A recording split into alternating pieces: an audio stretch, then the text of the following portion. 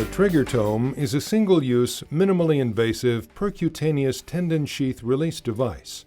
It is intended for treatment of trigger finger or flexor tendon tenosynovitis in the index, middle, ring, and small fingers.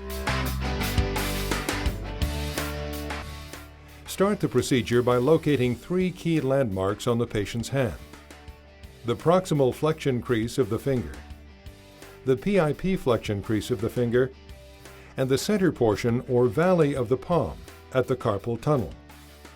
With these landmarks identified, measure the distance between the proximal flexion crease of the finger and the PIP flexion crease. Next, measure the exact distance from the proximal flexion crease of the finger along the trajectory of the tendon toward the valley of the carpal tunnel.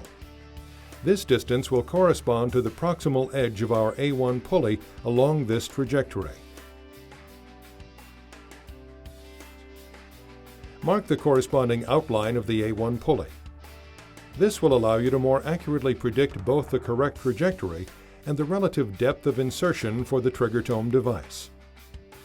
The next step is to inject approximately 5 cc of 1% lidocaine with epinephrine into the base of the patient's finger. Raise a wheel from the proximal flexion crease to about a ½ centimeter proximal to the proximal edge of the A1 pulley. Then, using a number 11 blade, make a 3 to 4 millimeter longitudinal stab incision in line with the tendon just proximal to the proximal flexion crease. Using a hemostat or blunt tip scissors, dissect back over the top of the A2 pulley to the level of the A1 pulley. Insert the ball-tipped guide of the TriggerTome through the incision and into the window between the A1 and the A2 pulley.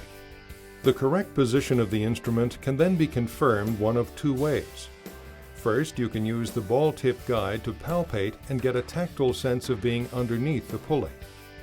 When the instrument is pulled back and forth, you can feel the ball-tip guide click under the edge of the A1 pulley, confirming the correct position. Use the graduation marks on the instrument and the skin landmarks previously referenced to determine the initial insertion depth to the distal edge of the A1 pulley. The final depth of insertion to complete the division of the A1 pulley can then be estimated by adding approximately 1 centimeter to the previous measurement. With the blade unemployed, the instrument should not advance any further than the distal edge of the A1 pulley. You may also use musculoskeletal ultrasound to verify that the front guide of the instrument is placed within the tendon sheath. Once the instrument is verified to be in the correct position, the blade is deployed and the instrument is slowly pushed forward as the A1 pulley is divided. After pushing forward approximately 1 to 1.4 centimeters, you will feel a slight decrease in resistance to forward progress of the instrument, indicating complete division of the pulley. The instrument is then removed from the incision. The patient is subsequently made to flex and extend the finger. Verification of the absence of triggering with flexion and extension indicates complete release of the A1 pulley. The incision is closed using a single suture or dermabond glue. Post-operatively, the patient is allowed to begin immediate range of motion exercises. TriggerTome has many advantages when compared to the standard trigger finger release procedure. Up to 70% smaller incision, shorter procedure time.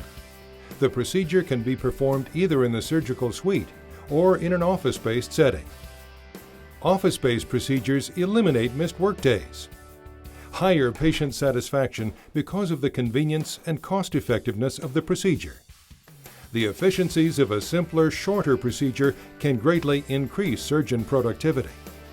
Higher RVU reimbursement for CPT 26055 when performed in the office. TriggerTome, the new gold standard minimally invasive treatment for percutaneous tendon sheath release.